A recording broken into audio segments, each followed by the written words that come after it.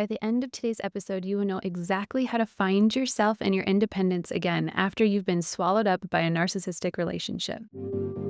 Welcome to Heartbreak to Wholeness, the podcast helping you heal from the mindfuck of narcissistic relationships and move towards the secure, peaceful woman you want to become. I am your host, Brie Walta, relationship clarity coach and EFT certified practitioner. Let's dive in. Hello and welcome back. If you are looking around thinking, who the fuck even am I anymore? Totally lost, unsure, and completely disconnected from yourself, wondering what happened and how somewhere along the way, maybe piece by piece, you slowly disappeared. How what you liked became wrong and how what they liked became everything. This episode is for you. And I want you to know that you are not broken and you are not too far gone. We are going to talk about how you got to where you are and how to begin to find your way back. So from this episode, you will see exactly how and why you lost yourself in your last narcissistic relationship. You will discover how knowing you changes what you let in the future. And you will get one powerful next step to start rebuilding your identity today. And remember to stick around to the end of the episode where I will pull an oracle card to give you a message that you can use this week to stay more conscious and anchored in your healing. Okay, so let's start with the obvious question. Why do I feel so lost? Why do I feel like a shell of who I was? When did this happen? How did this happen? Okay, that's a lot of questions, but those are all questions that we're asking when we come out of these relationships. So I want to put this in a visual context for you, okay? I want you to imagine that you were living pre-relationship on this island of you. On this island of you were all the things that you had cultivated throughout your life that you really enjoyed, that you really valued, that you really desired, that really lit you up, okay? Maybe you had all your favorite foods on this island. You had all your favorite friends, those ones that you could have those deep conversations with that really saw you. You had the family members that made you feel loved and supported. You had the hobbies that you loved. Maybe you like to exercise. Maybe you like to climb mountains. Maybe you like to snorkel. All of these things were available on this island of you. And you were thriving. Maybe you still were looking for pieces to really beef up this island of you, but more or less, you were on your island doing your thing. And then one day you see a boat start approaching your island. And as it's farther away, you're kind of wondering, like, is that boat coming this way? Where's it going? Who's on that boat? And as the boat gets closer, you see this man on the bow, I think is the front of the boat. Not important. The man that's on the front of the boat, standing there stoic-like, all cute in his little sailor outfit with his charisma just oozing out of his pores. And he approaches your island with a smile on his face. And as he gets to you, you start to talk. And he starts to really excitedly tell you how amazing your island is, how he has loved seeing it from afar. And now that he's up close, he's even more in love with it. And he wants you to tell him all of the things about this island that are so amazing, all of the things that you love. And as you're sharing all of these precious little gems with him about who you are and what's on this island, he's taking it in and giving you back everything that you've ever wanted to hear. How wonderful you are, how special you are, how much he loves this island and therefore is in love with you. And maybe that you are soulmates and he knew somewhere deep in his heart that he was going to sail across your island even though he had not planned on going there. And you're drinking it up. You're like, oh my gosh, this man I've been waiting for my whole life. My Prince Charming finally arrived on my island. And then what happens is he starts to tell you about his adventures. He starts to tell you about his boat and how amazing his sailboat is and how it's taken him to all of these amazing places. And he wants you to go on this adventure with him. He wants to take you to these other places that are so amazing you have to see them, promising you these magnificent volcanoes and these turquoise water lagoons and all of these indigenous people that he's met along the way, things that you have really been craving that maybe aren't a part of your island. And so you're like, okay, I can take a quick little trip around the islands and go with him and go on this adventure. And so you leave the island of you. You get on his boat and you start to sail. And as you're sailing, you're asking him like, oh, I thought we were going to be visiting some other islands. And he kept giving you promises like, we're going to get to the island eventually, just enjoy where we are now. And as the time started going farther and farther, you're like, I'm kind of sick of this sailboat. Like, when are we going to get to the place? I want to do the adventure with you. And he's telling you that you're kind of wrong for feeling that way. And maybe you should just be grateful that you're on a boat at all, since you're out in the middle of the ocean after all. And it starts to not feel as fun. And the farther away that you sail, the more time that you spend with him on this boat, and the more that he describes the new place as the better place, you start to lose kind of the anchoring around why you loved your island in the first place. You kind of start to think, well, maybe I was really giving my island a little bit more than it was worth. You start to think, wow, maybe my island really wasn't that great. Maybe those things that I liked really weren't awesome after all. And the farther and farther away you get from your island, the more you start to forget those things that really brought you joy. And the more isolated you get from even the people that were there to support you all along. And inevitably, as this relationship continues, you start to piece together that he's not actually going to take you to another island, that there was never actually another island that he was going to go to. And so you're stuck on this boat in the middle of the ocean with this man who has become your literal everything, right? He is providing the basis that you're standing on so that you're not floating or drowning in the ocean. He's providing the little bit of food that he has on the boat. And your entire self has become with him on this boat.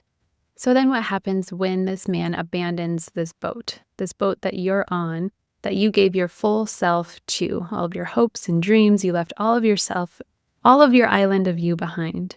When he eventually abandons the boat, which he will because he'll see a bigger and shinier boat drive by, you are left in the middle of the ocean, unmoored, unanchored, with all of these emotions and no land in sight. And you're sitting there wondering, how did I get so far away? This is what happens in these narcissistic relationships when we get in their boat. They take us away completely from ourselves. They promise something more magnificent, more special, and not just something more, but they start to make you discount what you had.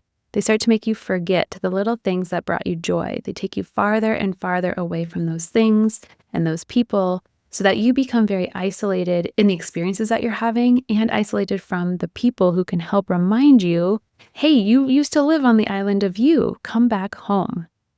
And I understand that pain so much. I went through this process when I got out of my last toxic relationship. And when I finally closed that door for good, I found myself on my living room floor in tears multiple times, trying to figure out why I believed this sailor when he showed up at my island, trying to understand why I stayed on that boat for so damn long, trying to understand what happened to me to not be able to stand up for myself and say, hey, take me back to my island. And if you relate to that, if you have felt those things, first I want to just say that narcissistic people are skilled manipulators. Their experience, their reality depends on you falling for their shit. And they're very good at spinning their shit so that you will therefore fall for it. So you're working against an expert here. That's the first thing I want to say. The second thing that I want to say is that you didn't know what to look for potentially. You didn't know what maybe wasn't a right behavior in a relationship. And so if you weren't modeled a healthy relationship, how are you supposed to be able to be in one? We have to learn these skills somewhere along the way. So that is why I'm so happy that you're listening to this podcast and this episode in particular, because when you have lost yourself, you now know a lot of the signs to look for when you start another relationship that will help you understand if you're losing yourself again. But before we can do that, we have to find ourselves again. And this is why this work is so vital to do, especially if eventually you want to coexist in a healthy relationship. You need this as the foundation to be able to show up healthfully in a relationship. You have to understand who you are. You have to understand what you need, what you value, what you'll take, what you won't take, what are your non-negotiables, what are the things you're going to walk away from, how do you receive love? How do you need love given? You need to be able to understand these things and articulate these things so that you can advocate for what you need with your future healthy partner and to be able to set boundaries around who you are. We can't reinforce the area around ourselves if we don't know who ourselves are. So, what are the boundaries? What are the things that you need in order to feel safe, supported, and loved? We also need to know who we are. We need to find ourselves because we need to be able to align with a like-minded person. We need to be able to be looking for compatibility and not just excitement. Sometimes we confuse chemistry with compatibility. And if we don't know who we are and therefore what we're looking for that's compatible with who we are, we will fall for a lot of the tricks and the things that these narcissistic people do in the love bombing stage to try to hook us in. So when you are looking at a future person with the understanding of, this is what I bring to the table, I want to see what you bring to the table, and then I want to see if this meal is going to be any good. It's not, well, what are you bringing to the table? And I'm just going to sit down and eat whatever you're bringing. It's a much different energy when you show up knowing exactly who you are, what you're looking for, and who you're going to align with. I'll give you a perfect example of this. When I first started dating my narcissistic ex, he has a very chaotic energy. He was very spontaneous. And at first I was like, oh my God, I love this spontaneity. I myself am not inherently spontaneous. I like to plan. I like to know what's happening. I like things to be predictable. I'm a very type A structured person. So seeing his spontaneity, I was really drawn to that. I thought that I had met this person that was finally giving me this missing piece of what I couldn't give myself. And what it really was that he was good at selling his spontaneity. He was really good at wrapping himself in this beautiful package with this pretty bow and selling to me that that's what I wanted. And as the relationship went on, it became very clear that that was a huge point of tension in our relationship. His spontaneity didn't jive with my need to plan. So we got into a lot of consistent fights around this specific thing. Now, if I had taken the time before this relationship to really figure out who I was, and what I needed, what I wanted, how I operated, the type of people that I jived best with, then I would have known that his spontaneity was going to be an issue. And not that that has to be a deal breaker, but that would have definitely raised a question in my head and not been this like shiny new thing that I was told that I should desire. So we want to be able to accurately assess the next sailor that approaches your island of you, and not just romantic sailors. This is for all relationships. When you know yourself inside and out, then you know who to align with in your friendships and in your work environment, even choosing the type of jobs that are going to bring you joy and light you up because you're like, this is what I value. We are aligned in the things that I value, I need, and I want. If you're listening to this and you're like, oh my God, I have to do so much work around this. I have to find myself again. This is feeling like such a daunting task. The first thing that I want to offer you is a little reframe in just the language. Instead of I have to, I want you to tell yourself that you get to. I get to rediscover myself. I get to find who I am now. And that gets to be a much more empowering adventure for you as you are discovering. Like you get to take all of this energy that you were pouring into your ex. You were pouring into making sure that he took care of himself or making sure that he communicated or trying to fix things. Like it's so much energy all of the time. You're taking all that energy and you get to redirect it back to you. You get to spend all of that mental energy back to finding you. And if you look at it like dating, right, we put a lot of energy into dating people. So just dating yourself first. We just want to put all of that energy into figuring out who the hell you are on the inside. I had a client once tell me that after she got out of her relationship, she was like, I almost feel like there's a part of myself who's sitting there twiddling her thumbs like, all right, well, my job's done. What do I do? And what you do is you pour that energy back to yourself. And this gets to be a really slow and delicious process. This is not like speed dating. This is like sitting down with yourself, having those quality conversations of who are you? What lights you up? What are the things that you need in your life? What are the things that you want? It's such a beautiful experience when we treat it with reverence, when we treat it like we're meeting ourselves for the first time. You can probably tell that I'm really passionate about this part of the process because it really is that foundational part of the process that will allow you to build other relationships on top of it. If you don't have a sturdy self foundation, other things are going to be wobbly as you begin to build your romantic relationship or your friendships or your family relationships. So I have dedicated part of my longer term program to this, to helping women understand who they are, to cultivate that.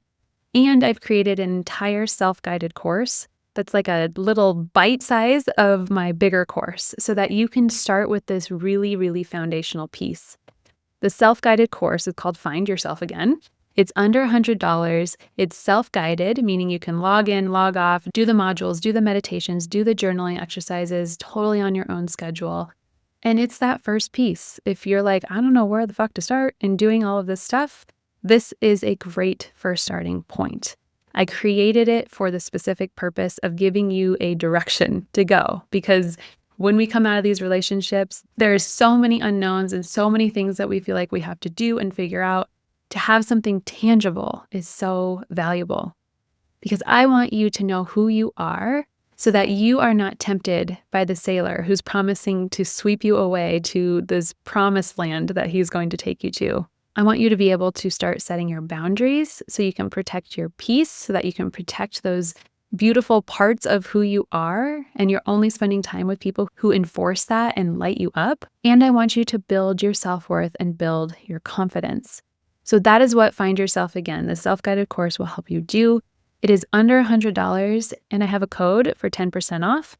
Podcast10 at checkout will give you that 10% off. So instead of going out on a date with someone else without having a sturdy foundation, take that time, take that money, take that energy, take yourself on a date. You're gonna love who you find. So we're coming up on 4th of July. We're coming up on Independence Day here in the States. What a beautiful way to start to reassert your independence, to start to understand your identity, than by going through this work, by starting with that first small step. Okay, so let's pull a card. We're going to see what the message is that is most vital for the listeners to hear today. And we got Look Up Precious. This is a card of a woman. It looks like a woman crying. Let me find the message in the book, and I will read to you what it says. Look up, precious. Shame doesn't live here. Raise your eyes and stand tall. Others may have hurt you or sent you messages that you are not enough. They were wrong. You are enough. You are lovable. You are whole. Look up, precious reminds you that you are worthy. No need to cast your gaze down any longer. Raise your eyes and find your balance. Be courageous and be bold. Look around and see your place. Look Up Precious gives you the ability to spin and dance with a 360-degree view of this world where you are perfectly placed and perfectly whole. Perfect message. All of these are always perfect at the end of these episodes. Really, really hear that you are perfectly placed and perfectly whole. Even if you have lost yourself along the way, you are never broken. You are never shattered beyond repair. These are all opportunities for us to find meaning in an experience and see what we need to change, what we need to heal, so that we don't repeat ourselves over and over and over again. Finding the meaning in something helps you to find closure.